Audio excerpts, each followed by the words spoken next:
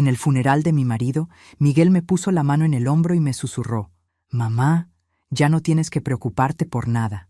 Sofía me sirvió agua con una sonrisa que no llegaba a sus ojos. 20 minutos después, el mundo se volvió borroso y tuve que correr al baño donde escuché algo que me heló la sangre. Deja tu ciudad en los comentarios y suscríbete para más historias. Mi nombre es Carmen Esperanza Vázquez, y si me permites, te voy a contar cómo descubrí en el peor día de mi vida que mi único hijo planeaba robarme todo lo que me quedaba. Pero primero, déjame explicarte cómo llegué hasta ese baño donde mi mundo cambió para siempre. El día que enterré a Roberto, mi marido de 30 años, pensé que lo peor ya había pasado. Qué equivocada estaba. Mientras veía cómo bajaban el ataúd a la tierra, sentí que enterraba también la última persona que realmente me amaba en este mundo. Roberto había sido mi compañero, mi mejor amigo, mi confidente. Ahora, a los 52 años, me quedaba sola con un hijo que hacía meses que me trataba como si fuera un estorbo. Miguel había llegado esa mañana con Sofía, su esposa de 2 años, para ayudarme con los preparativos finales. Qué considerados, ¿verdad? Especialmente considerando que habían desaparecido durante las 3 semanas que Roberto estuvo agonizando en el hospital. Siempre tenían excusas: trabajo, compromisos, el tráfico. Pero para el funeral, ahí estaban, vestidos de negro y actuando como los hijos perfectos. «Mamá», me había dicho Miguel mientras me abrazaba en la entrada de la funeraria, «sé que esto es muy difícil para ti, pero quiero que sepas que Sofía y yo estamos aquí para todo lo que necesites». Su voz sonaba sincera, pero algo en sus ojos me incomodaba. Era la misma mirada que tenía cuando era niño y había roto algo, esa mezcla de culpa y cálculo para evitar el castigo. Sofía, por su parte, no había parado de revolotear a mi alrededor como una mariposa nerviosa. «Doña Carmen, ¿ya comió algo? ¿Necesita que la ayude con algo? ¿Le traigo agua?». Tanta atención repentina de una mujer que normalmente me saludaba con apenas un movimiento de cabeza me resultaba sospechosa. Pero claro, yo estaba de luto. Seguramente mi mente me jugaba malas pasadas. La ceremonia fue hermosa. Roberto habría estado orgulloso. Sus compañeros de trabajo de la fábrica vinieron a despedirse, algunos llorando de verdad. Nuestros vecinos de toda la vida estaban ahí, los amigos de la iglesia, hasta la señora García, que nunca le había dirigido la palabra a Roberto, pero que no se perdía un funeral en el barrio. Todos me abrazaban, me daban el pésame, me decían lo buen hombre que había sido mi Roberto. Y tenían razón. Roberto había sido un hombre excepcional, trabajador, honesto, devoto. Durante 30 años había sido el proveedor perfecto. Nunca faltó dinero en casa, nunca faltó amor. Había ahorrado cada peso con la disciplina de un militar, siempre pensando en nuestro futuro, en que yo estuviera protegida si algo le pasaba. «Carmen», me decía siempre, «cuando yo no esté, quiero que vivas como una reina. Para eso he trabajado toda mi vida». Qué irónico que el día de su funeral yo estuviera a punto de descubrir que alguien tenía otros planes para esa herencia. Durante el velorio noté algo extraño. Miguel y Sofía se la pasaban susurrándose cosas al oído, mirándome de reojo, intercambiando gestos que no entendía. Cada vez que me acercaba a ellos, cambiaban de tema bruscamente o se separaban como si hubieran estado discutiendo algo secreto. También noté que Sofía me observaba constantemente, especialmente cuando bebía el agua que ella misma se había encargado de servirme. «Está muy atenta conmigo hoy», pensé. «Qué raro, normalmente actúa como si yo fuera invisible». A medida que pasaban las horas, empecé a sentirme mareada. Al principio lo atribuí al estrés, al dolor, a no haber comido bien en días. Pero la sensación empeoraba. Tenía la boca seca, las manos me temblaban ligeramente, y una extraña somnolencia me invadía en oleadas. Era como si el mundo se volviera cada vez más lejano, más difuso. «¿Se siente bien, doña Carmen?», me preguntó Sofía con esa voz dulce que ahora me parecía falsa. «Se ve un poco pálida. ¿Quiere que le traiga más agua?». Más agua. Siempre más agua. Había tomado al menos 4 vasos desde la mañana, todos servidos por las solícitas manos de mi nuera. Cuando llegó el momento de ir al cementerio, apenas podía mantenerme en pie. Miguel me sostuvo del brazo con una firmeza que me pareció más controladora que protectora. Tranquila, mamá. Solo un poco más y esto habrá terminado, me susurró. Sus palabras, que debían ser de consuelo, me sonaron amenazantes. En el cementerio, mientras el padre González decía las últimas oraciones y echaban tierra sobre el ataúd de Roberto, sentí que mis piernas flaqueaban. El mundo se balanceaba como si estuviera en un barco en alta mar. Tenía náuseas, la visión borrosa y una urgente necesidad de sentarme antes de desmayarme. «Necesito ir al baño», le dije a Miguel, agarrándome de su brazo. «¿Estás segura de que puedes caminar sola?», me preguntó, pero algo en su tono me hizo sospechar que prefería que no pudiera. «Estoy bien», mentí, dirigiéndome hacia los baños del cementerio con pasos inestables. Ese fue el momento en que mi vida cambió para siempre, porque en ese baño, mareada y confundida, iba a escuchar una conversación que me revelaría la verdadera naturaleza de las personas en las que más confiaba. Los baños del cementerio San Rafael están divididos por una pared delgada que no llega hasta el techo. Mientras me sujetaba del lavabo, tratando de recuperar el equilibrio, escuché voces familiares en el baño de al lado. Miguel y Sofía habían entrado sin darse cuenta de que yo estaba ahí. «¿Cuánto le echaste?». La voz de Miguel sonaba ansiosa. «Lo suficiente para que esté desorientada, pero no tanto como para que se desmaye aquí», respondió Sofía con una frialdad que me heló la sangre.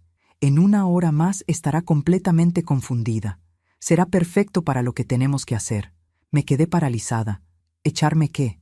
¿Confundida para qué? Pero, ¿y si se da cuenta de algo?, insistió Miguel. «Mi mamá no es tonta, Sofía. Si sospecha, no va a sospechar nada». Lo interrumpió mi nuera con una seguridad que me aterró. «Para cuando lleguemos a la casa, va a estar tan mareada que va a parecer que el shock del funeral la afectó. Ahí es cuando llamamos al doctor Morales y le decimos que está teniendo un episodio psicótico, que está viendo cosas, diciendo incoherencias». «¿Y él va a firmar los papeles?». «Por la cantidad que le vamos a pagar, va a firmar lo que le pongamos enfrente. Incapacidad mental completa. En 2 días tenemos la tutela legal y acceso completo a las cuentas bancarias de tu mamá». Las piernas me fallaron y tuve que agarrarme del lavabo para no caer. Mis propios hijo y nuera me habían drogado en el funeral de mi marido. Mientras yo lloraba al amor de mi vida, ellos estaban ejecutando un plan para robarme todo lo que Roberto había trabajado para dejarme. «¿Y después qué?», preguntó Miguel. Su voz sonaba menos segura ahora. «Después la internamos en ese lugar que te mostré», respondió Sofía con naturalidad, como si estuviera hablando del clima. «San José de la Montaña. Es perfecto. Está lejos. No acepta visitas sin autorización de la familia y es barato. Con lo que ahorremos ahí, tendremos dinero para la casa nueva que queremos». La casa nueva. Mientras planeaban encerrarme en un psiquiátrico con el dinero de Roberto, ya estaban soñando en qué gastarse mi herencia. «Pero mamá siempre ha sido tan independiente», dijo Miguel, y por un segundo pensé que tal vez tenía dudas, que tal vez quedaba algo del niño que yo había criado. «Por eso mismo, Miguel, ¿tú crees que ella va a querer vivir con nosotros? ¿Tú crees que va a aceptar que manejemos su dinero? Tu mamá es terca como una mula. Si no actuamos ahora, se va a gastar todo en tonterías y no va a quedar nada para nosotros». «Tienes razón», suspiró Miguel. «Además, ella ya vivió su vida. Ya tuvo su tiempo con papá. Ahora nos toca a nosotros». «Exactamente. Y piénsalo, Miguel. Ella va a estar bien cuidada en San José. No es como si la fuéramos a abandonar en la calle. Es una solución que beneficia a todos. Una solución que beneficia a todos. Drogarme, declararme loca, robarme mi dinero y encerrarme en un psiquiátrico para que no los moleste mientras disfrutan de la herencia de Roberto era, según mi nuera, una solución que me beneficiaba». «¿Y si algo sale mal?», preguntó Miguel. «Nada va a salir mal. Yo me encargué de todo. Mañana temprano viene el doctor Morales a examinarla. Con las drogas que lleva en el sistema y la actuación correcta, va a parecer que perdió la razón por el shock del funeral. 2 días después tenemos todos los papeles legales. 1 semana después, está internada. 1 mes después, estamos en nuestra casa nueva». Todo estaba planeado al detalle. Mientras yo había estado llorando la muerte de mi marido, ellos habían estado organizando mi destrucción. Escuché el sonido de la puerta del baño de al lado abriéndose. «Vamos», dijo Sofía. Ya debe estar empezando a hacer efecto. Hay que volver antes de que alguien note que estamos tardando mucho. Sus pasos se alejaron, dejándome sola con el horror de lo que acababa de descubrir. Me miré al espejo y vi a una mujer de 52 años con el cabello gris perfectamente peinado para el funeral, vestida de negro, con los ojos rojos del llanto pero ahora también brillando con algo más: furia. Claro que me sentía mareada. Claro que tenía náuseas. No era el dolor por la muerte de Roberto. Era lo que mi propia nuera me había echado en el agua para incapacitarme. Pero ahí estaba su error. Había calculado mal la dosis. O tal vez yo tenía más resistencia de la que esperaba. En lugar de dejarme completamente confundida, las drogas solo me habían dado el tiempo suficiente para escuchar su plan completo. Ahora tenía una decisión que tomar. Podía salir de ese baño, confrontarlos y denunciar todo. Pero ¿quién me iba a creer? Una viuda recién drogada acusando a su hijo y nuera de conspiración. Con los químicos en mi sangre y el estado emocional en el que estaba, probablemente terminarían internándome esa misma noche. O podía ser más inteligente que ellos. Roberto siempre decía que yo era la mujer más astuta que había conocido. Carmen, me decía, tú siempre encuentras la forma de resolver los problemas. Por eso me enamoré de ti. Era hora de demostrar que tenía razón. Si querían jugar sucio, yo les iba a enseñar cómo se jugaba realmente. Salí del baño caminando lentamente, fingiendo que la droga me estaba afectando más de lo que realmente me afectaba. Miguel y Sofía estaban esperándome junto a la tumba de Roberto, con expresiones de preocupación que ahora sabía que eran completamente falsas. «Mamá, ¿estás bien?», preguntó Miguel, sosteniéndome del brazo. «Te ves muy pálida». «Me siento un poco mareada», dije con voz débil. «Creo que necesito irme a casa a descansar». «Por supuesto», dijo Sofía rápidamente. «Nosotros te llevamos. No debes manejar en este estado». Claro que no debía manejar. Era exactamente lo que querían. Tenerme bajo su control, indefensa, dependiente de ellos. «Gracias, mijos», les dije, usando ese tono dulce que había perfeccionado durante décadas de ser madre. «No sé qué haría sin ustedes». Mientras caminábamos hacia el auto, mi mente trabajaba a velocidad. Tenía tal vez 1 hora antes de que las drogas hicieran efecto completo. 1 hora para salvar mi vida, mi libertad y la herencia que Roberto había trabajado tanto para asegurarme. 1 hora para convertir a los cazadores en casados. El viaje a casa duró exactamente 17 minutos. Lo sé porque estuve contando cada segundo, calculando cuánto tiempo tenía antes de que el plan de Miguel y Sofía se pusiera en marcha. Durante el trayecto, fingí que el mareo empeoraba, dejando que mi cabeza se recostara contra la ventana del auto mientras escuchaba sus conversaciones susurradas en el asiento delantero. «¿Crees que deberíamos llamar al doctor ahora?», preguntó Miguel en voz baja. «No, todavía no. Esperemos a que lleguemos a la casa. Ahí va a ser más convincente», respondió Sofía, mirándome por el espejo retrovisor para asegurarse de que yo parecía suficientemente afectada. ¡Qué considerados! Querían asegurarse de que su pequeño teatro fuera creíble. Cuando llegamos a la casa que Roberto y yo habíamos comprado hace 15 años, donde habíamos planeado envejecer juntos, donde él había muerto en nuestra cama apenas 1 semana antes, sentí una mezcla de rabia y determinación que me dio fuerzas renovadas. Esta era mi casa, mi vida, mi dinero, y nadie, ni siquiera mi propio hijo, me iba a quitar lo que Roberto había trabajado para darme. «Ven, mamá, te ayudo a subir», dijo Miguel, sosteniéndome como si fuera una anciana frágil. Tenía 52 años, no 92, pero aparentemente para ellos yo ya era una carga inútil que había que manejar. Una vez dentro, me dejé caer en el sofá de la sala, el mismo sofá donde Roberto y yo habíamos pasado miles de tardes viendo novelas y hablando de nuestros planes para el futuro. Sofía inmediatamente se dirigió a la cocina. «Le voy a preparar un té», anunció. «Algo que la ayude a relajarse». «Claro. Más droga disfrazada de bondad». «Eres muy amable, mija», le dije con voz temblorosa, «pero creo que solo necesito descansar un poco». «Nonsense», insistió Sofía. «Un té caliente le va a hacer bien. Usted no se preocupe por nada. Nosotros nos encargamos de todo». Mientras ella preparaba lo que seguramente sería otra dosis de whatever me habían dado en el funeral, Miguel se sentó a mi lado con esa expresión de falsa preocupación que ahora reconocía por lo que realmente era. Mamá, Sofía y yo hemos estado hablando, comenzó. Creemos que no deberías estar sola en esta casa tan grande, especialmente ahora que papá ya no está. ¿Ah, sí? Dije, fingiendo confusión.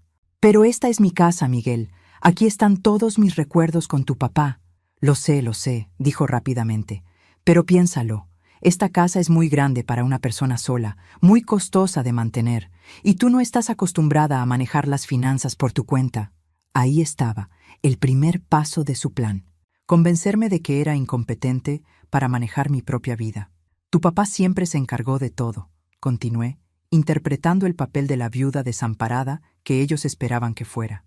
No sé ni siquiera en qué banco tenemos las cuentas. Vi cómo los ojos de Miguel se iluminaron. Era exactamente lo que quería escuchar. Exactamente por eso, mamá. Por eso Sofía y yo pensamos que lo mejor sería que vinieras a vivir con nosotros, al menos por un tiempo, hasta que te sientas mejor.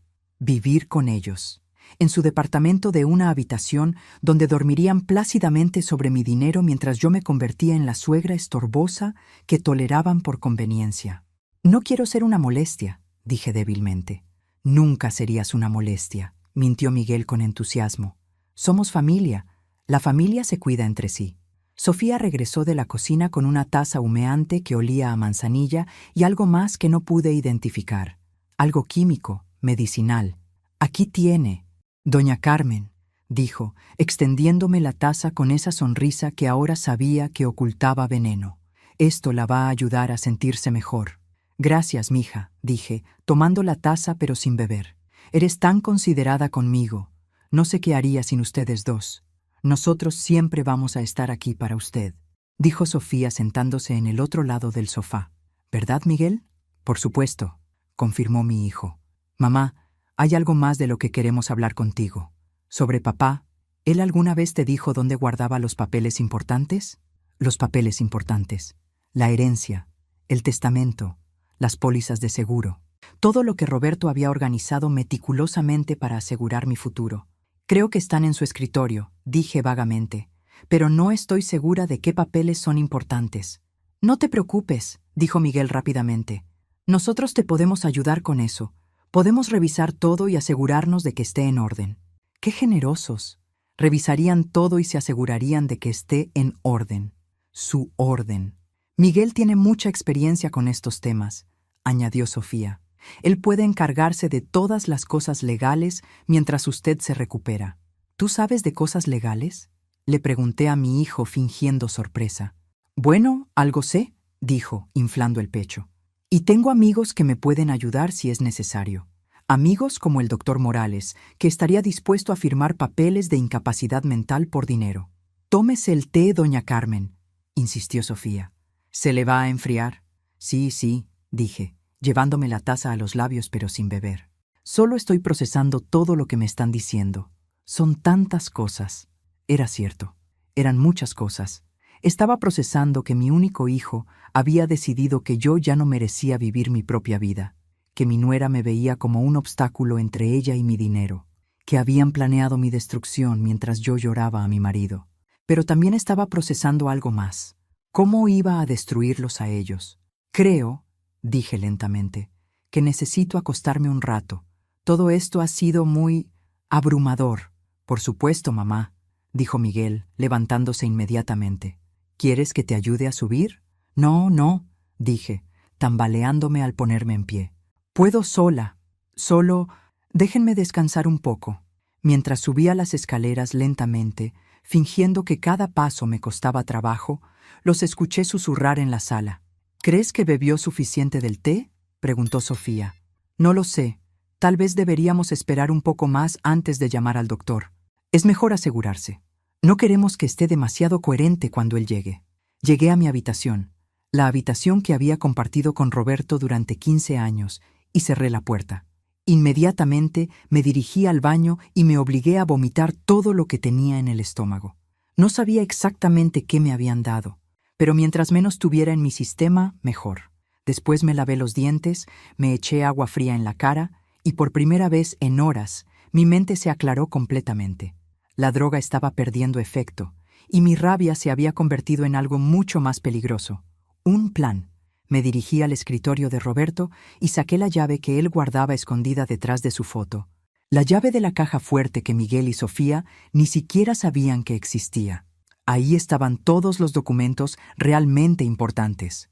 Copias del testamento, las pólizas de seguros, los números de las cuentas bancarias y algo que Roberto había preparado en secreto después de su diagnóstico de cáncer.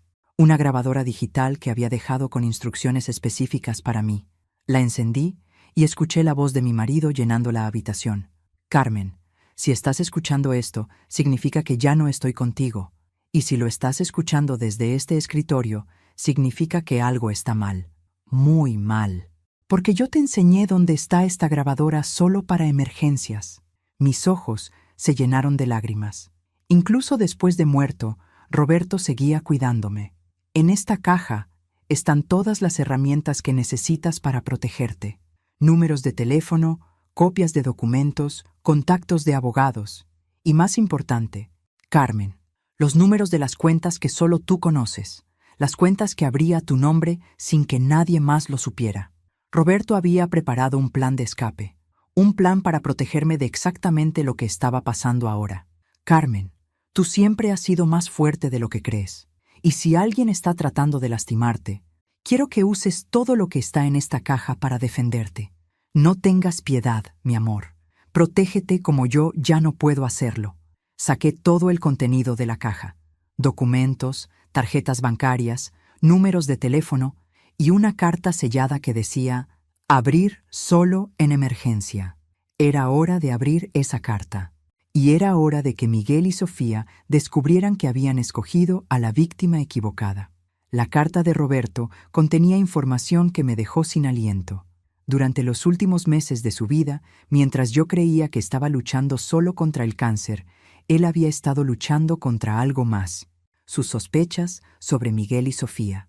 Carmen, decía la carta en su letra cuidadosa, si estás leyendo esto, es porque mis peores temores se han hecho realidad. Hace 3 meses, Miguel me pidió que le prestara dinero para invertir en un negocio. Cuando le dije que no, vi algo en sus ojos que me asustó. No era decepción, era rabia, como si sintiera que tenía derecho a nuestro dinero. Continué leyendo con el corazón acelerado. Desde entonces he estado investigando discretamente. Contraté un detective privado, Ramón Guerrero. Su número está en esta caja. Lo que descubrió me rompió el corazón. Miguel y Sofía tienen deudas enormes que nos han ocultado. Tarjetas de crédito, préstamos, incluso deben dinero a gente peligrosa. Están desesperados por dinero, Carmen. Y personas desesperadas hacen cosas desesperadas. Mis manos temblaron mientras leía la parte final. He puesto la mayoría de nuestro dinero en cuentas que solo están a tu nombre. Carmen, Miguel aparece como beneficiario en mi testamento, pero solo de una cantidad pequeña. Lo demás es tuyo, para que vivas con dignidad el resto de tu vida. Pero si Miguel trata de lastimarte, si trata de quitarte lo que es tuyo, usa toda esta información para detenerlo. Eres más fuerte de lo que sabes. Mi amor, demuéstraselo. Roberto sabía. Había sabido que esto iba a pasar y me había preparado para enfrentarlo. Saqué mi teléfono y marqué el número del detective Ramón Guerrero. Respondió al segundo timbre. Detective Guerrero, habla Carmen Vázquez, la viuda de Roberto. Señora Vázquez. Su voz era seria pero gentil. Esperaba su llamada. Lamento mucho su pérdida. Roberto era un buen hombre. Gracias. Detective, creo que estoy en la situación que Roberto temía. ¿Su hijo está tratando de tomar control de sus finanzas? Peor. Me drogaron en el funeral y escuché que planean declararme incompetente mentalmente para internarme y robarse mi dinero. Hubo un silencio tenso al otro lado de la línea. Señora Carmen, ¿está en casa ahora? ¿Ellos están con usted? Sí. Están abajo esperando a que las drogas hagan efecto para llamar a un doctor corrupto que declare que perdí la razón. Escúcheme muy cuidadosamente, dijo Guerrero. ¿Puede fingir que está más confundida de lo que realmente está? Sí, eso estoy haciendo. Perfecto. Necesito que siga fingiendo mientras yo me dirijo hacia allá con una cámara. Tengo pruebas de todas las deudas de su hijo y su esposa, pero si podemos grabar una confesión de lo que han hecho hoy... Entiendo, dije, sintiendo que el plan se formaba en mi mente. Una cosa más. Señora Carmen, ¿tiene forma de grabar audio desde donde está? Miré mi teléfono. Sí, puedo usar mi celular. Excelente. Grabe todo lo que pueda. Y señora Carmen, sea cuidadosa. Si están tan desesperados como creo, podrían ser peligrosos si se sienten acorralados. Colgué y me preparé para la actuación de mi vida. Bajé las escaleras haciendo ruido, como si estuviera perdiendo el equilibrio, y me desplomé en el sofá con un gemido exagerado. «Mamá, ¿estás bien?» Miguel corrió hacia mí. «Me siento muy mal», dije, dejando que mi voz sonara pastosa. «Todo da vueltas. No entiendo qué me pasa». Miguel y Sofía intercambiaron miradas de satisfacción. «Creo que es el shock del funeral», dijo Sofía. «Es normal, doña Carmen. A veces, el cerebro no puede procesar tanta tristeza de golpe. Qué conveniente explicación para los efectos de las drogas que me habían dado». «Miguel», dije, agarrándome la cabeza, «no recuerdo bien las cosas. ¿Tu papá me dijo algo sobre dinero antes de morirse? No te preocupes por eso ahora». «Mamá», dijo Miguel rápidamente, «yo me voy a encargar de todo». «Pero es que no entiendo nada», insistí. «¿Dónde están los papeles? ¿Cuánto dinero tenemos? Todo está tan confuso en mi mente». Sofía se acercó y se sentó a mi lado. «Doña Carmen, ¿sabe qué día es hoy?» Era una pregunta de evaluación mental. Estaban documentando mi supuesta confusión. ¿Es martes?», dije, fingiendo incertidumbre. Sabía perfectamente que era viernes. «No, mamá, es viernes. Acabamos de venir del funeral de papá», dijo Miguel con voz preocupada, pero yo podía ver la satisfacción en sus ojos. «¿Funeral?», dije, fingiendo mayor confusión. «¿Roberto está muerto?». La actuación era tan buena que casi me convenzo a mí misma. Sofía inmediatamente sacó su teléfono. «Miguel, creo que deberíamos llamar al doctor Morales ahora», dijo. «Esto no es normal». «Tienes razón», respondió Miguel. «Mamá claramente está teniendo algún tipo de crisis mental». Activé discretamente la grabadora de mi teléfono y lo dejé en el sofá entre los cojines. «¿Doctor Morales?», dijo Sofía cuando la llamada conectó. «Habla Sofía Hernández, la nuera de Carmen Vázquez. Necesitamos que venga urgentemente. Mi suegra está teniendo un episodio psicótico después del funeral de su esposo». Pausa. «Sí, doctor, exactamente como hablamos ayer. Está completamente desorientada, no sabe qué día es, no recuerda que su marido murió. Creemos que necesita internación inmediata». Ayer. Habían planeado esto desde ayer, tal vez desde antes. ¿En una hora? Perfecto. Sí, tendremos todos los documentos listos para su firma.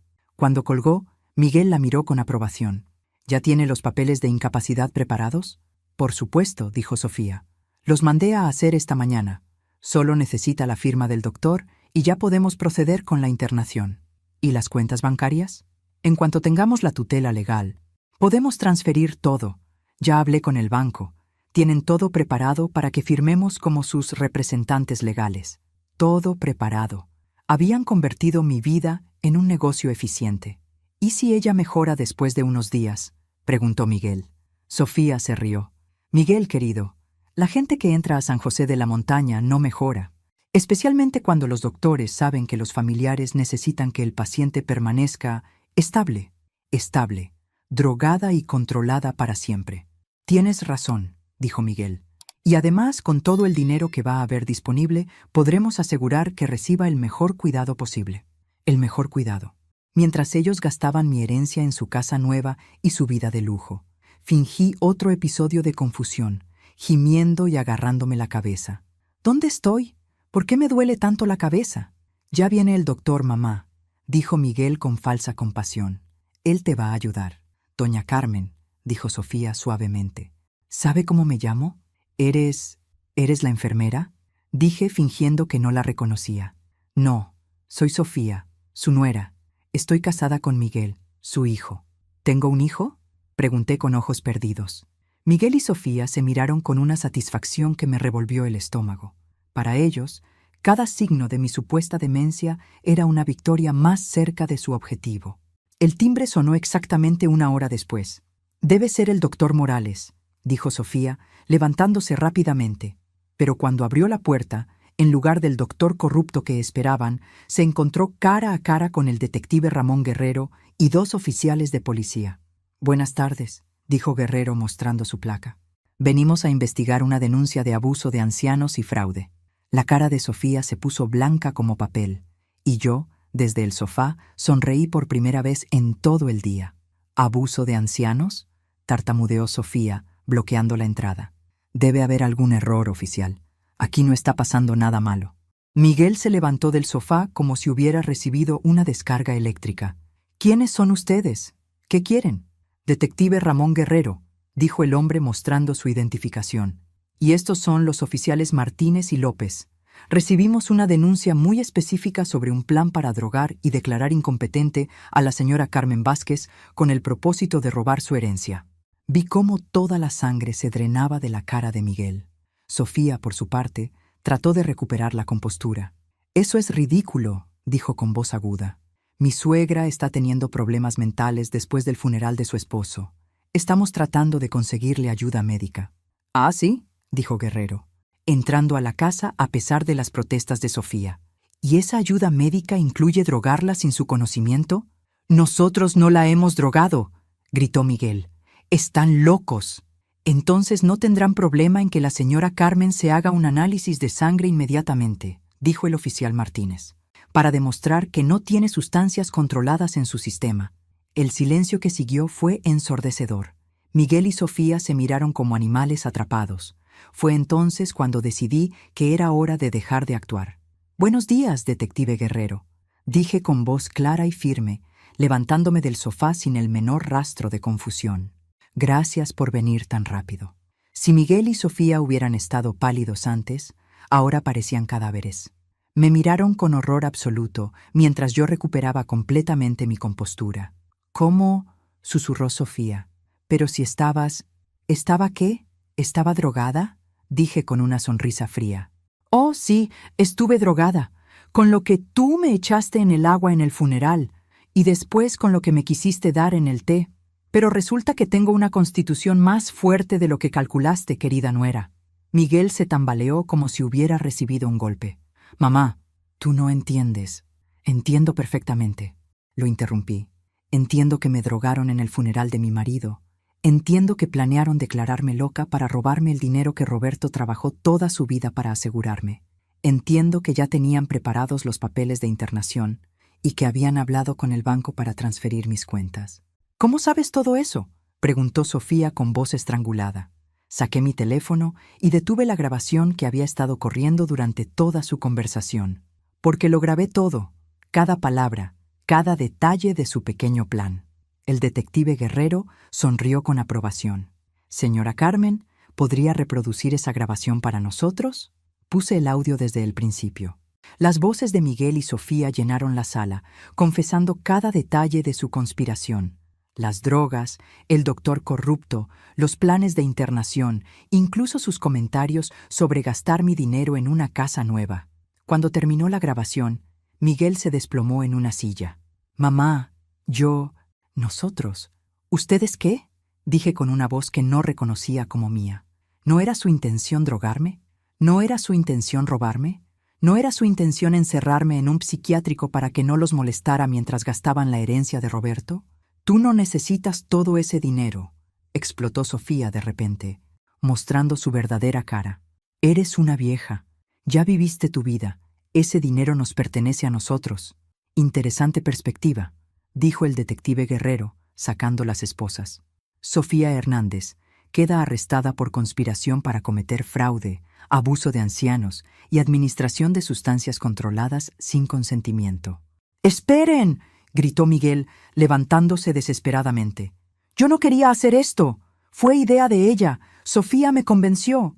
«Miguel Vázquez», continuó el oficial López, «usted también queda arrestado por los mismos cargos».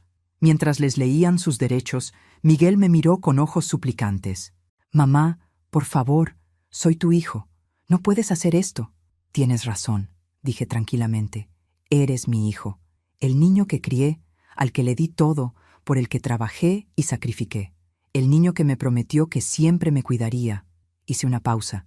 «Pero el hombre que me drogó en el funeral de su padre, que planeó robarme y encerrarme en un psiquiátrico, ese hombre no es mi hijo». «Estamos llenos de deudas», gritó Sofía mientras la esposaban. Gente peligrosa nos está buscando. Necesitábamos ese dinero. Entonces tal vez debieron trabajar por él, dije fríamente, como hizo Roberto, como he hecho yo toda mi vida. Cuando se los llevaron, la casa quedó en silencio. El detective Guerrero se quedó un momento más conmigo. Señora Carmen, ¿está bien? Sé que esto debe ser muy difícil. ¿Sabe qué es lo más difícil, detective? Le dije, mirando hacia la puerta por donde habían sacado a mi hijo esposado. No es que hayan tratado de robarme. Es que lo planearon durante el funeral de Roberto. Mientras yo lloraba al hombre que amé durante 30 años, ellos estaban calculando cómo destruirme. Su marido la protegió incluso después de muerto, dijo Guerrero suavemente. Todo lo que me pidió que investigara, todo lo que preparó para usted. Él sabía que esto podía pasar.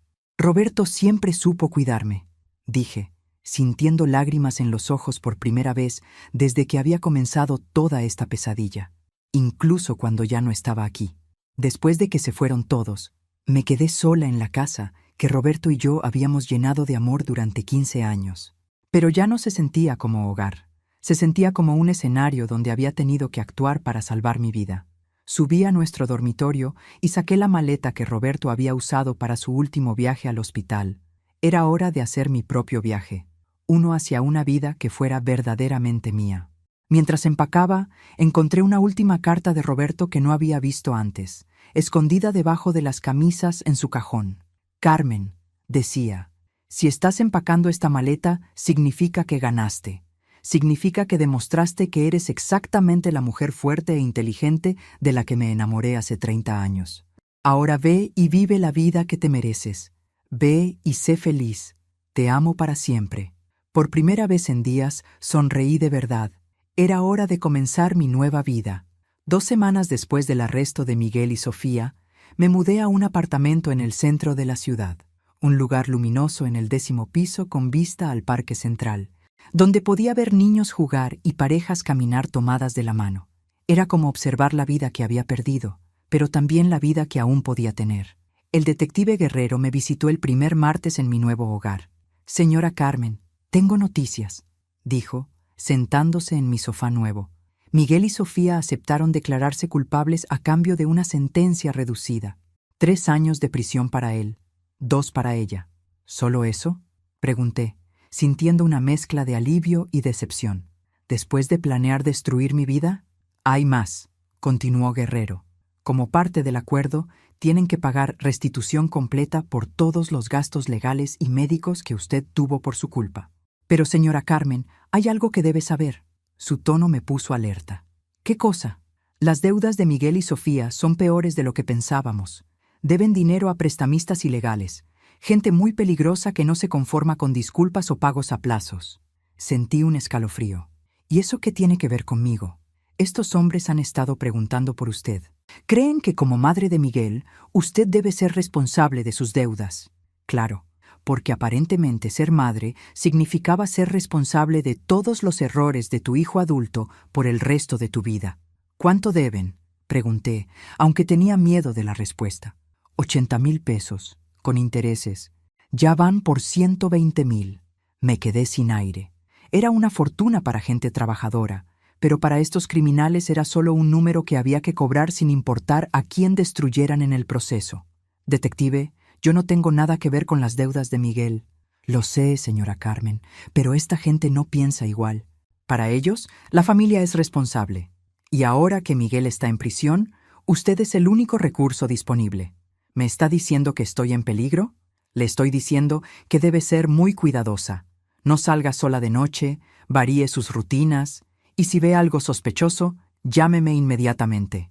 Después de que se fue Guerrero, me quedé en mi apartamento nuevo, viendo cómo la luz del atardecer se desvanecía sobre el parque. Había pensado que arrestar a Miguel y Sofía había cerrado este capítulo horrible de mi vida, pero aparentemente los hijos pueden seguir arruinándote la existencia, incluso desde la cárcel. Esa noche, mientras preparaba la cena, sonó el timbre. Miré por la mirilla y vi a un hombre que no reconocí, alto, con una cicatriz en la mejilla izquierda, vestido con un traje que había visto mejores días. «¿Señora Vázquez?», dijo cuando abrí la puerta con la cadena puesta. «Depende de quién pregunte».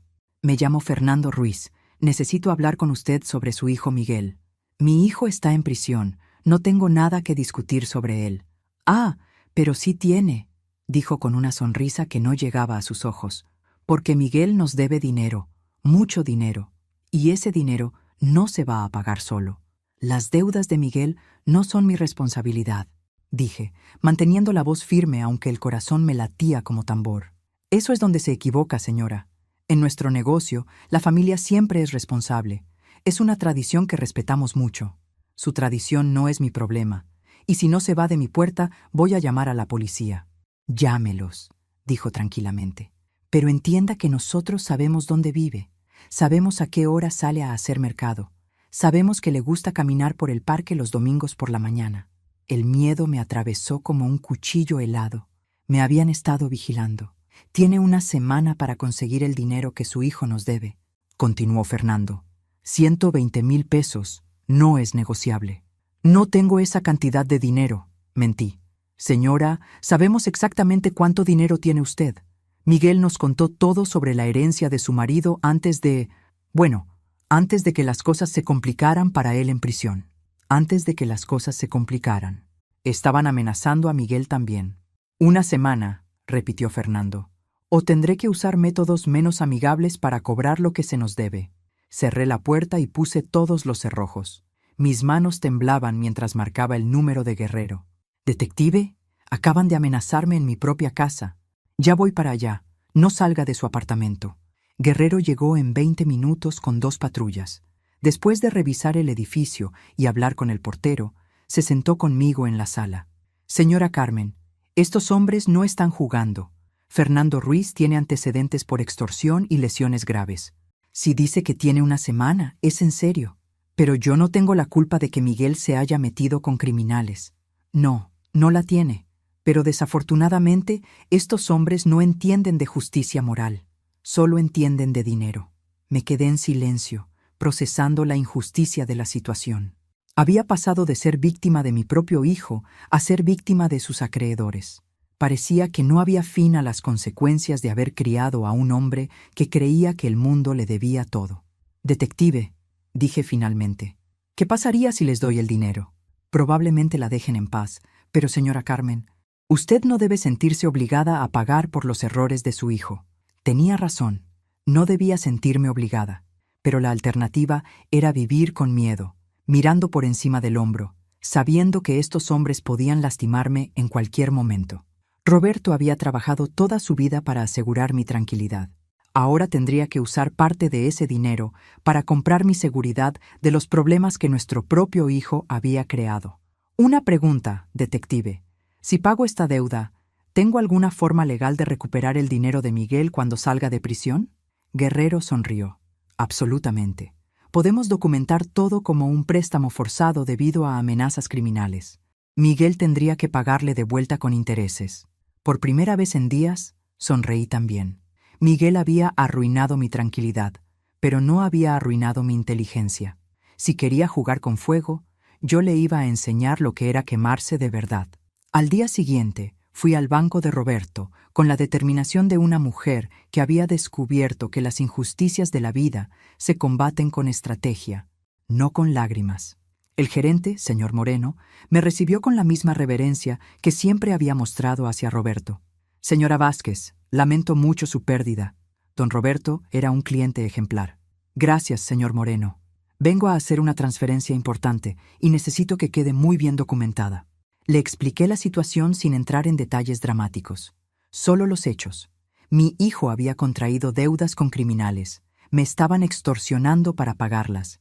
Y yo necesitaba documentar legalmente que cualquier pago sería un préstamo forzado que Miguel tendría que devolver.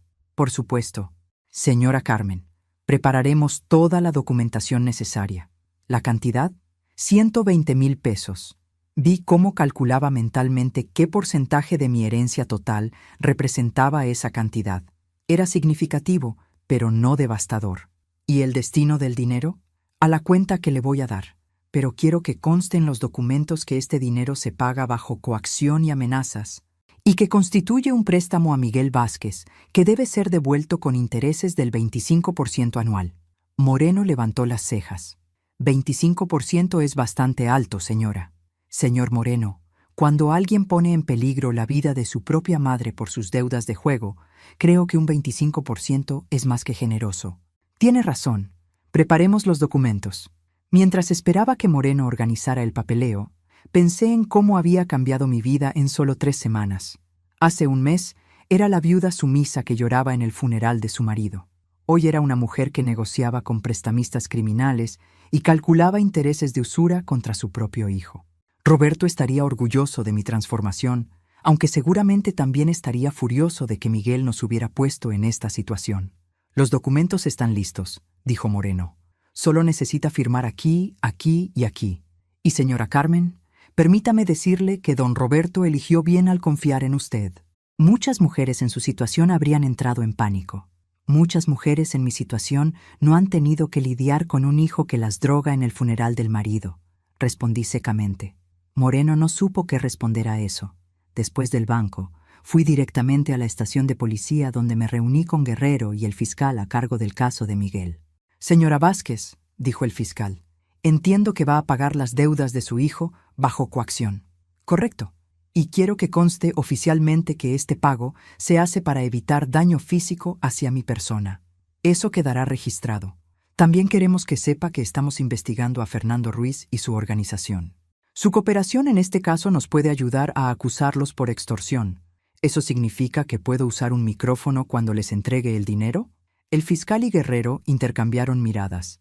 ¿Estaría dispuesta a hacer eso?, preguntó Guerrero. Sería peligroso.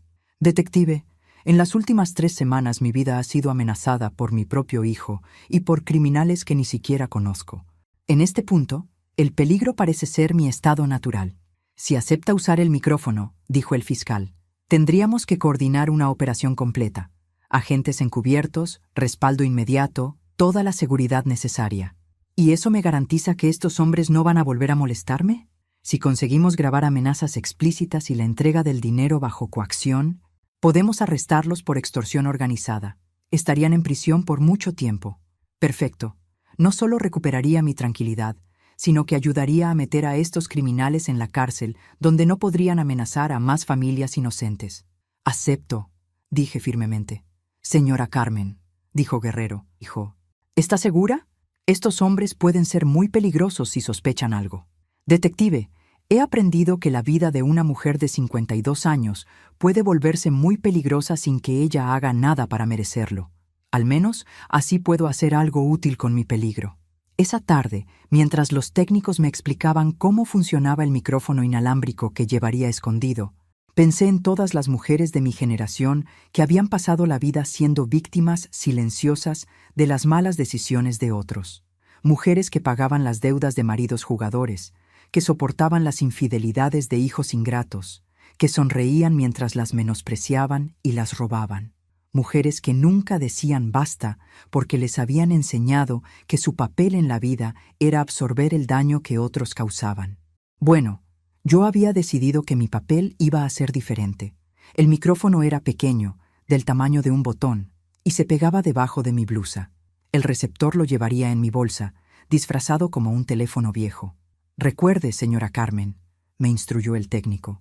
Necesitamos que ellos digan explícitamente que la están amenazando por el dinero. Trate de que confiesen que han estado vigilándola y que la van a lastimar si no paga.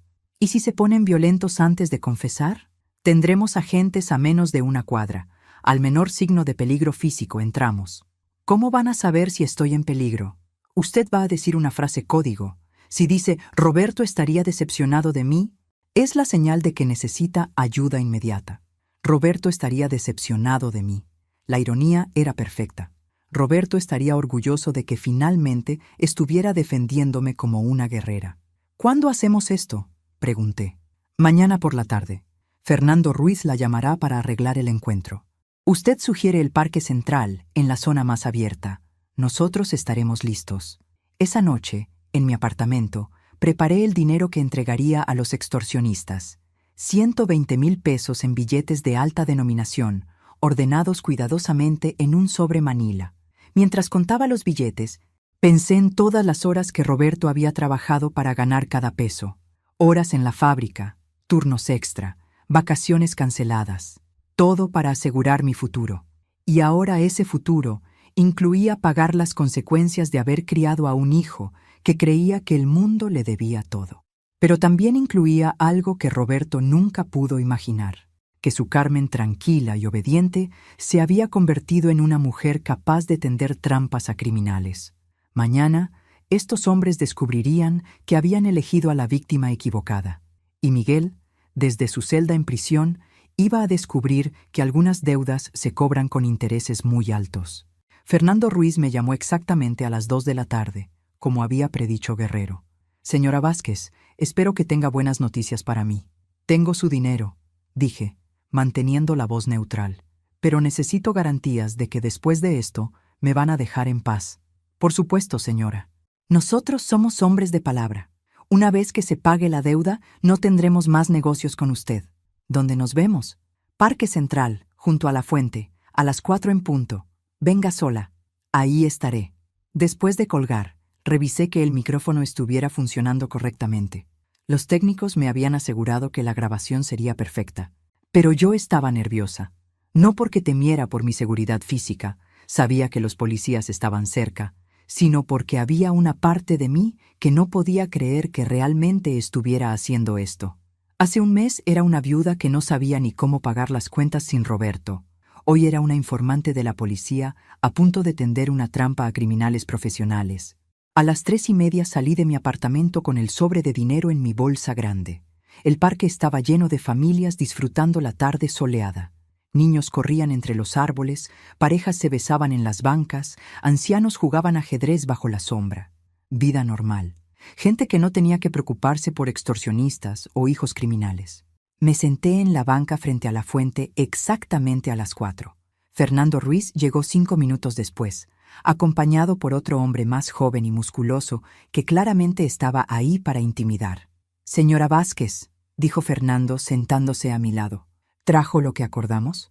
«Aquí está», dije, manteniendo el sobre en mi regazo. «Pero primero quiero asegurarme de que entiendo los términos. Los términos son simples. Usted paga lo que su hijo nos debe y nosotros no la volvemos a molestar». «¿Y qué garantía tengo de eso?» Fernando se rió. «Señora, usted nos conoció porque su hijo no pagó sus deudas a tiempo. Nosotros cumplimos nuestra palabra. Si no la cumpliéramos, nadie confiaría en nosotros para hacer negocios. ¿Y si Miguel sale de prisión y se mete en más problemas? ¿Van a venir a buscarme otra vez? Si Miguel hace nuevas deudas con nosotros después de salir de prisión, esas serían deudas nuevas. Pero las deudas viejas quedan saldadas hoy». Perfecto. Estaba estableciendo claramente que me estaban extorsionando por deudas que no eran mías. «Está bien», dije, sacando el sobre. «Pero antes de dárselo, quiero que me explique exactamente por qué yo tengo que pagar por algo que hizo Miguel». El hombre musculoso se acercó más, claramente molesto por mis preguntas. «Señora, usted está perdiendo tiempo», dijo con voz amenazante. «Denos el dinero y váyase». «Tranquilo, Raúl», le dijo Fernando. Después se dirigió a mí. «Mire, señora Vázquez, en nuestro negocio tenemos reglas. Cuando alguien no puede pagar, su familia se hace responsable. Es así de simple. Pero yo no pedí el dinero que ustedes le prestaron a Miguel. No importa. Usted es su madre. Usted lo crió. En parte es responsable de cómo resultó. Responsable de cómo resultó. Como si 20 años de darle amor, educación y valores a un niño pudieran controlar todas las decisiones estúpidas que tomaría como adulto. ¿Y si no hubiera tenido el dinero para pagarles?». Fernando sonrió de una manera que me heló la sangre. «Entonces, habríamos tenido que buscar otras formas de cobrar, métodos menos civilizados». ¿Cómo qué? Como accidentes, problemas de salud repentinos, incendios misteriosos en apartamentos, ese tipo de cosas. Bingo. Amenaza explícita grabada. «También», continuó Fernando, «sabemos que usted sale a caminar al parque todos los domingos a las 9 de la mañana. Sabemos que hace mercado los martes en el supermercado de la esquina. Sabemos que su apartamento en el 10º piso tiene muy buena vista, pero también una caída muy larga. ¿Me han estado vigilando? Por supuesto. ¿Cómo cree que encontramos su apartamento nuevo tan rápido? Llevamos semanas estudiando sus rutinas». ¿Semanas? ¿Desde antes de que me mudara? Desde que Miguel nos dijo que su mamá tenía dinero, pero que era muy terca para dárselo a él voluntariamente. Me quedé helada. ¿Miguel les dijo eso? Claro, Miguel nos contó todo sobre usted. Nos dijo que era una vieja rica que no quería ayudar a su propio hijo con sus problemas financieros. Por eso tuvimos que tomar medidas más persuasivas. Miguel no solo había contraído las deudas, les había dado mi información personal y les había dicho que yo tenía dinero. Él había sido quien me puso en esta situación desde el principio. Miguel les dio mi información, repetí, para asegurarme de que quedara grabado.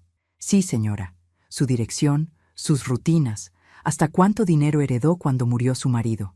Miguel es muy detallado cuando se trata de conseguir dinero. Sentí una rabia tan profunda que casi me olvidé de dónde estaba. Mi propio hijo no solo me había drogado y tratado de robarme directamente, también me había vendido a criminales como un blanco fácil para extorsión. Bueno, señora, dijo Fernando, extendiendo la mano. Ya hablamos suficiente. El dinero. Le entregué el sobre, sintiendo una mezcla de asco y satisfacción. Asco porque estaba siendo forzada a pagar por los crímenes de Miguel. Satisfacción porque cada palabra de esta conversación estaba siendo grabada para enviar a estos hombres a prisión. Fernando contó el dinero rápidamente. Perfecto. 120,000 exactos. El negocio está cerrado, señora Vázquez. ¿Y ahora me van a dejar en paz? Absolutamente. Usted cumplió con su parte del trato. ¿Y si cambio de apartamento otra vez? No necesitará hacerlo. Como le dije, nosotros cumplimos nuestra palabra. Se levantaron para irse, pero yo sabía que tenía que mantenerlos hablando un poco más para que la grabación fuera completamente incriminatoria. Una última pregunta, dije. ¿Cuántas madres han tenido que pagarles las deudas de sus hijos? Fernando se rió. Usted sería la quinta este año. Las madres siempre pagan. Los padres a veces se hacen los duros.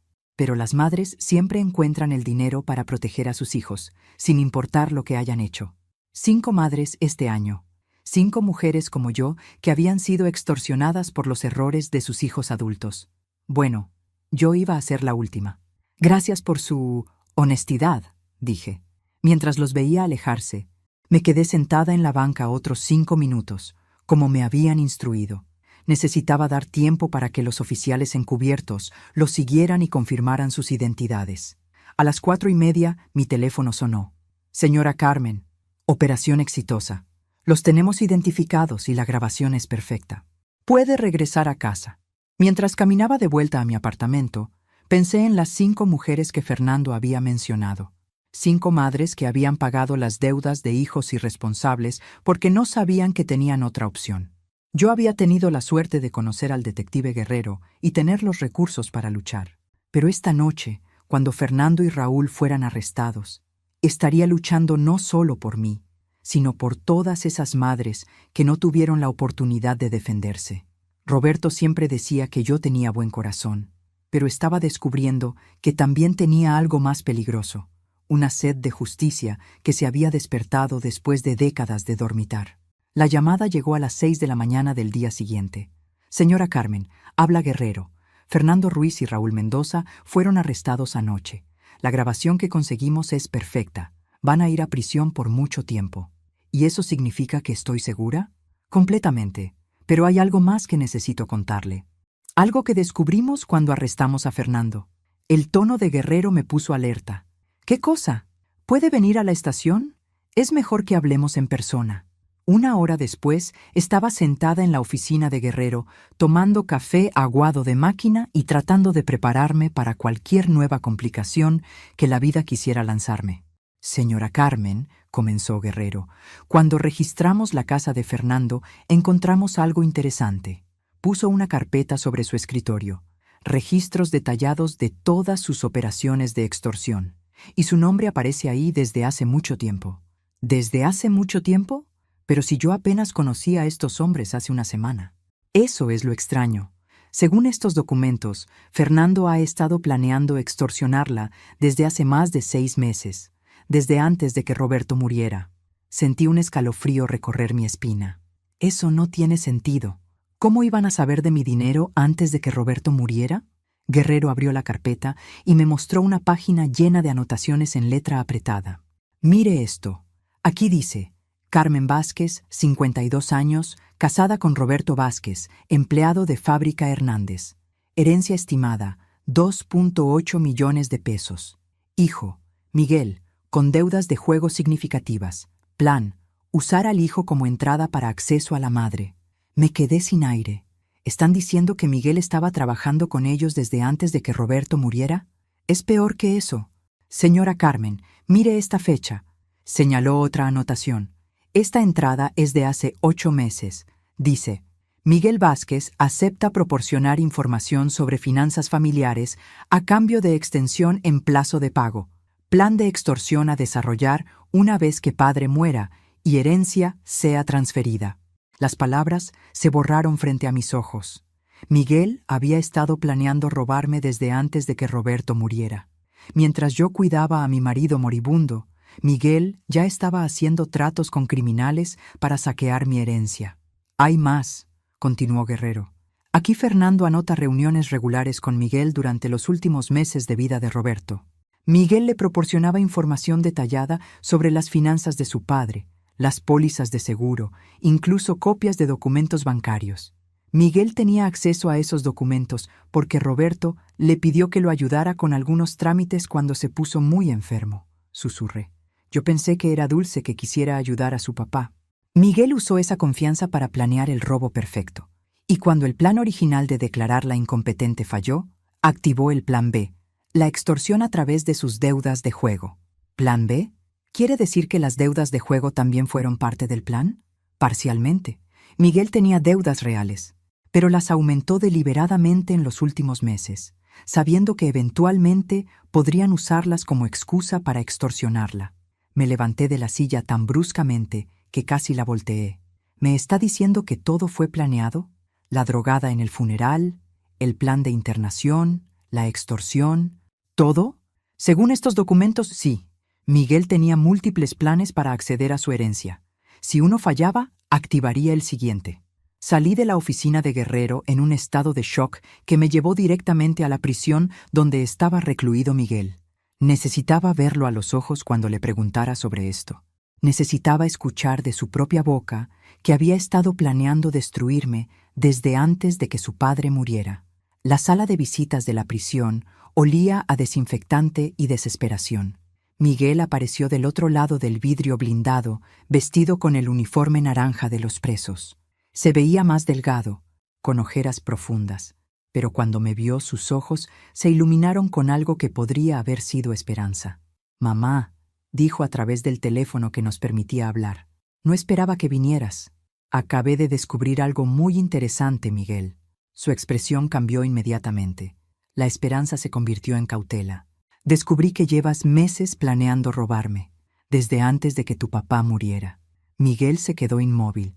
Por un momento pensé que iba a negarlo, pero después sus hombros se hundieron como si estuviera cansado de cargar con mentiras.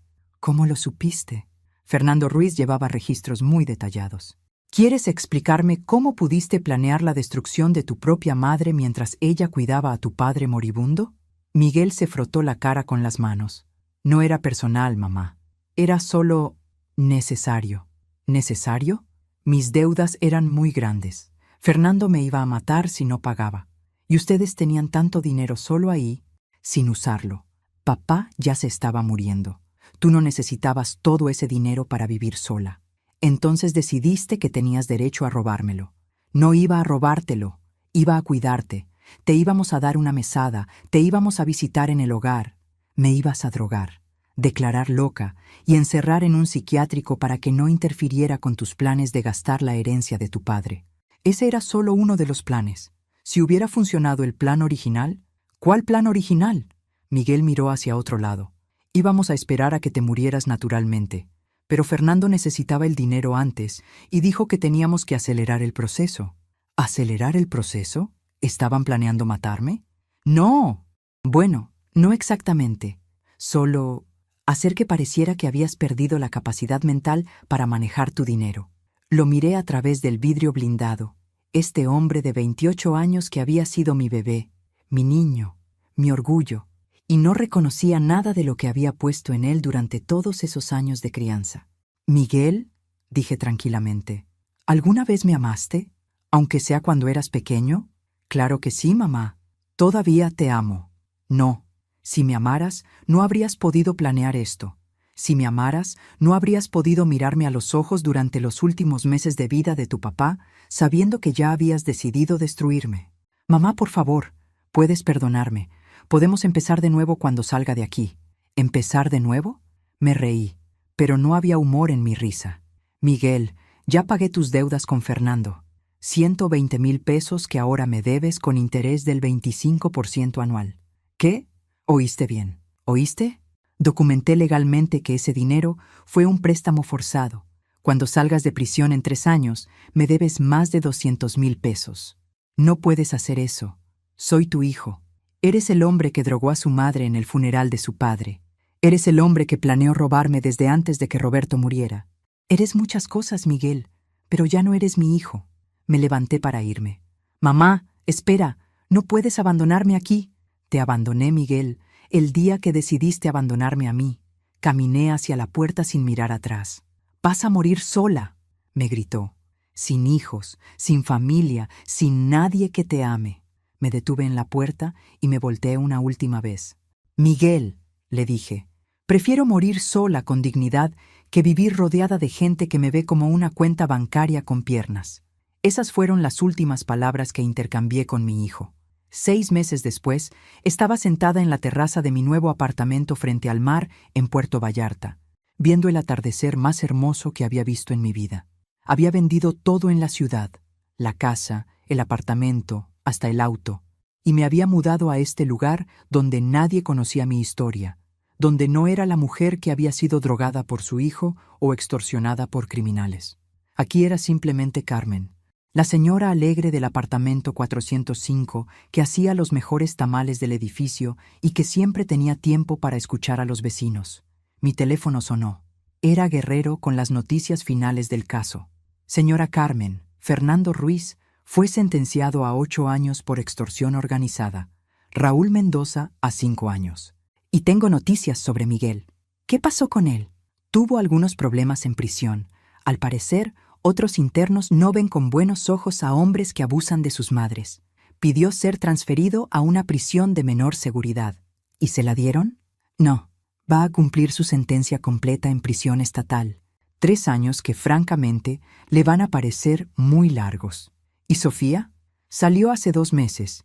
Intentó contactarla varias veces, pero aparentemente se enteró de que usted se mudó y no dejó dirección de contacto. Creo que finalmente entendió el mensaje. Después de colgar, me quedé viendo las olas romper contra la playa. Una gaviota se posó en la baranda de mi terraza y me miró con curiosidad, como preguntándose qué hacía una mujer de 53 años sonriendo sola al atardecer. Le sonreí de vuelta. «Estoy viviendo mi segunda oportunidad», le dije, algo que no creí que fuera posible hasta hace pocos meses. La gaviota ladeó la cabeza como si entendiera, después voló hacia el mar dorado. Roberto había tenido razón sobre tantas cosas. Había tenido razón en ahorrar dinero para protegerme. Había tenido razón en sospechar de Miguel y Sofía. Pero más importante, había tenido razón en algo que me dijo la última semana de su vida, cuando ya sabía que se estaba muriendo.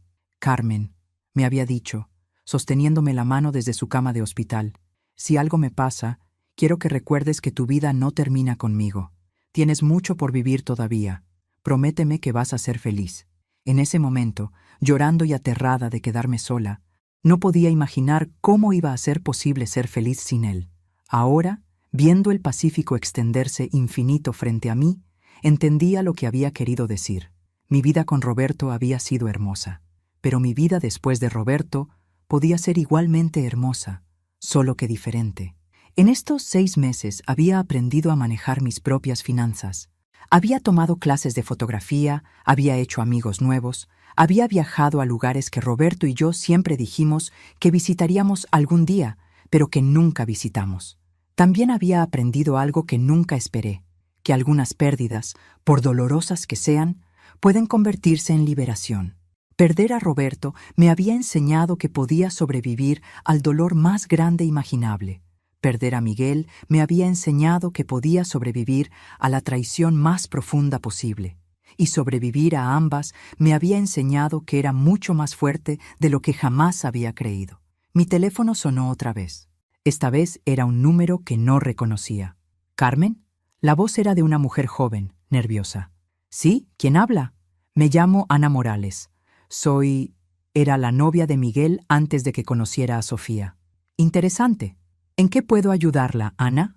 Señora Carmen, sé que no tengo derecho a llamarla después de todo lo que pasó, pero necesito hablar con usted sobre algo importante. Escucho. Miguel me contactó desde la prisión. Me pidió que la encontrara y le diera un mensaje. No estoy interesada en mensajes de Miguel. Por favor, señora Carmen, solo escúcheme 2 minutos. Es sobre algo que él nunca le dijo. Algo sobre su papá. Sentí un escalofrío. ¿Qué cosa sobre Roberto? Miguel dice que don Roberto sabía sobre sus deudas de juego desde hace mucho tiempo, y que don Roberto cambió su testamento para protegerla específicamente de Miguel. Eso ya lo sé. Roberto dejó la mayoría del dinero en cuentas a mi nombre. No, señora Carmen, es más que eso. Miguel dice que don Roberto sabía que él tenía intenciones de acceder a su herencia de cualquier forma posible. Sabía sobre Fernando, sabía que Miguel estaba desesperado, sabía que haría algo drástico, pero Roberto no sabía los detalles específicos de cómo o cuándo Miguel actuaría. ¿Qué quieres decir? Señora Carmen, ¿usted sabía que don Roberto había contratado a un detective para seguir a Miguel durante sus últimos meses de vida? Sí, Ramón Guerrero me lo dijo. Pero, ¿sabía que don Roberto también había contratado a un abogado especialista en derecho penal para documentar las actividades sospechosas de Miguel? No, eso no lo sabía. Miguel dice que su papá sabía que algo malo iba a pasar, pero no sabía exactamente qué ni cuándo. Por eso preparó todas esas protecciones para usted. Las cuentas bancarias, el detective, los documentos legales. Roberto intuía las intenciones de Miguel, pero no pudo imaginar que llegaría tan lejos como drogada en el funeral de su propio padre. Me quedé en silencio, procesando esta información. Ana, ¿qué exactamente quiere Miguel que yo sepa? Que su papá lo amaba, pero que sabía que usted era más importante, y que Roberto preparó todas las protecciones posibles para asegurar que sin importar qué hiciera Miguel, usted estaría protegida.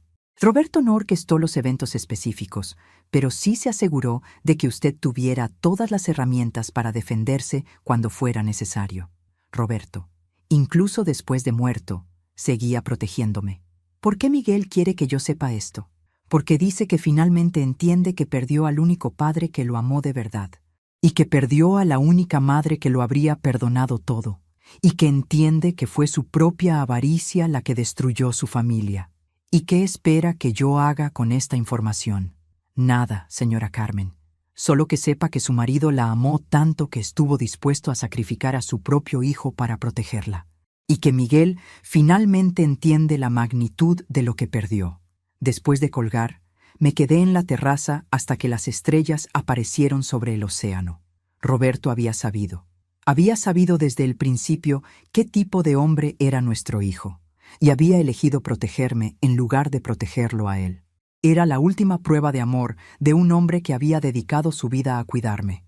Y también era la confirmación final de que había tomado la decisión correcta al cortar toda relación con Miguel. Si Roberto, que lo había amado como solo un padre puede amar, había estado dispuesto a sacrificarlo para protegerme, entonces yo no tenía que sentirme culpable por hacer lo mismo. Esa noche, por primera vez desde la muerte de Roberto, dormí completamente en paz. Al día siguiente, abrí la laptop que había comprado para mi nueva vida y comencé a escribir mi historia. No para castigar a Miguel o para buscar venganza, sino para que otras mujeres supieran que nunca es demasiado tarde para defenderse, para que supieran que la edad no las convierte en víctimas automáticas, que el amor de madre tiene límites cuando se convierte en abuso, y que la dignidad vale más que la paz falsa. Terminé la historia con estas palabras. Mi nombre es Carmen Esperanza Vázquez. Tengo 53 años y vivo frente al mar más hermoso del mundo. Soy viuda, no tengo hijos y soy completamente feliz, porque aprendí que la familia verdadera no es la que comparte tu sangre, sino la que respeta tu corazón, y que nunca es demasiado tarde para empezar la vida que realmente mereces vivir. El título del documento era simple: ¿Cómo mi hijo me enseñó que el amor sin límites es en realidad abuso? Lo publiqué en un blog para mujeres mayores, donde se volvió viral inmediatamente. Cientos de mujeres comentaron con sus propias historias de abuso familiar, de hijos adultos que las veían como cuentas bancarias, de nietos que las manipulaban para conseguir dinero. Pero también comentaron con historias de liberación, de segundas oportunidades, de vida después del abuso, y todas terminaban de la misma manera. Gracias, Carmen, por enseñarnos que nunca es demasiado tarde para elegir nuestra propia dignidad. 6 meses después de escribir esa historia, sigo viviendo frente al mar. Sigo haciendo nuevos amigos. Sigo descubriendo quién soy cuando no estoy definida por las necesidades de otros. Y cada atardecer, cuando las gaviotas vuelan de vuelta a casa, les agradezco en silencio a Roberto por amarme lo suficiente para asegurar que pudiera tener esta segunda oportunidad. Y a Miguel, extrañamente, también le agradezco, porque sin su traición nunca habría descubierto lo fuerte que realmente era.